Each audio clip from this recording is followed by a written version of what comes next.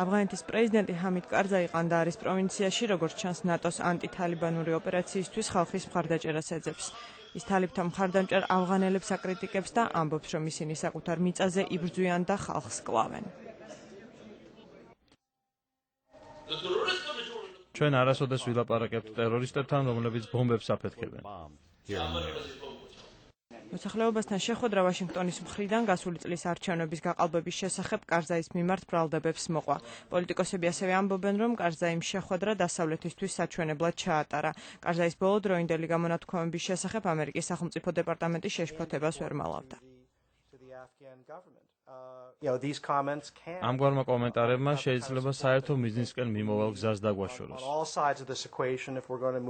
მას შემდეგ, რაც თეთრმა სახლმა კარზაის გამონათქვამები ავის მომასწავლებლად შეაფასა, ავღანეთის პრეზიდენტი ჰილარი კლინტონს ტელეფონით პირადად დაუკავშირდა.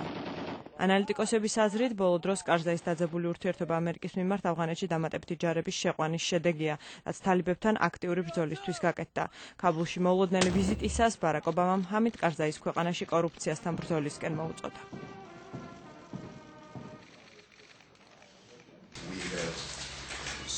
სამხედრო კუთხით ექსტრემისტებთან ბრძოლაში ჩვენ შედეგები უკვე ვნახეთ, მაგრამ ჩვენ გვსურს პროგრესი სამოქალაქო სექტორშიც დავინახოთ. ანალიტიკოსები ფიქრობენ, რომ კარზაის მცდელობები ირანსა და ჩინეთთან კარგი ურთიერთობების დამყარებისთვის შეიძლება ამერიკის მხრიდან მისი მხრიდან კორუფციასთან საბრძოლოოდ განხორციელებული ზეწოლის პასუხი იყოს. კარზაი უკვე დიდი ხანია ამერიკას პრობლემებს უქმნის, მაგალითისთვის ის დამოუკიდებლად იყო ჩართული ინდოელებთან, მოლაპარაკებებში შემდეგ კი ჩინელებთან, თვლის პაკისტანელი ექსპერტი. თუმცა ვოლტერ ანდერსი ჯონს ჰოპკინს ინსტიტუტიდან ამბობს, რომ ავღანეთისთვის ეს კარგია.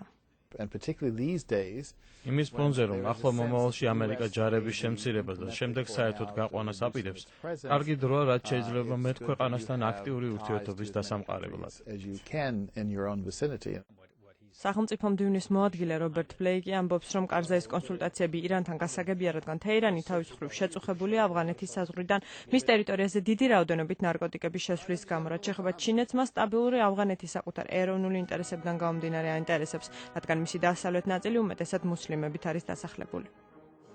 ჩინელები დასავლეთ მხარეს აქტიურად ავითარებენ, ამიტომ მათ აწუხებთ გაუარესდება თუ არა მდგომარეობა ავღანეთში. ეგეთ დასავლეთ საზღვრის უსაფრთხოების მიზნით ავღანეთის სიტუაციაში ჩარევაც უღირდება. ჯეფრი დრესლერი ომის შესწავლის ინსტიტუტიდან ამბობს, რომ ჩინეთის მთავარი ინტერესი ავღანეთში ინვესტიციების გაფართოება და იქ არსებული მინერალებია. ფართოვდება ტელეკომუნიკაციები, სატრანსპორტო სისტემა. კიდევ ბევრი რამეა, რის ექსპანსიაზე ჩინეთი აქტიურად ფიქრობს. ანალიტიკოსები ამბობენ, რომ ჩინეთისა და ირანის ინტერესები უფრო ხშირად დასავლეთთან თანხვედრაში ვერ მოდის და ჰამიდ კარზაის კარგმა ურთიერთობამ ჩინეთთან შეიძლება ავღანელი ხალხის საქმე გააფუჭოს. ექსპერტები ასევე თვლიან, რომ ბატონი კარზაი მისი გამონათქვამიდან გამომდინარე თალიბების მიმართ ნეიტრალური არ არის და შეიძლება იგი აღიქმებოდეს ლიდერად, რომელიც მათთან აუგზნობს, რაც ქვეყანაში ხელახალ არეულობას მისცემს დასაბამს. ირინა ცერცვაძე, ამერიკის ხმა, ვაშინგტონი.